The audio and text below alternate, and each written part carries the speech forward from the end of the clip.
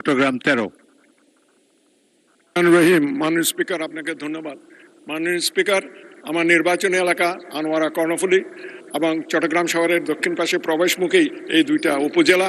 এই উপজেলা শিল্প অত্যন্ত সমৃদ্ধশালী এবং শিল্প এলাকা বলে এখানে অনেক লোকের বসবাস আছে, কিন্তু কর্ণফুলী থানায় একটা কোনো হসপিটাল বা কোনো একটা চিকিৎসা কেন্দ্র নাই। আমার নেত্রী দেশনেত্রী বেগম খালেদা জিয়ার সময় আমরা একটা জায়গা করে দিয়েছিলাম প্রায় 200 শয্যার একটা হসপিটাল করার জন্য, কিন্তু গত স্বৈরাচারী সরকারের সময় ওখানে কোনো উন্নয়ন হয় নাই। এই একটা হসপিটাল তো দূরের কথা, একটা ক্লিনিকও স্থাপিত হয় নাই। এখন আমার অনুরোধ হবে মাননীয় স্বাস্থ্যমন্ত্রীর কাছে, এই শিল্প উন্নত এলাকায় জনমানুষের, বিশেষ করে মহিলাদের যে সেবা শুশ্রূষার জন্য কোনো একটা অসুস্থ হলে তারা দৌড়ে হয়তো চট্টগ্রাম শহরে মেডিকেল কলেজে যেতে হয়, যেখানে সংকুলন হয় না, জায়গার সংকুলন নাই।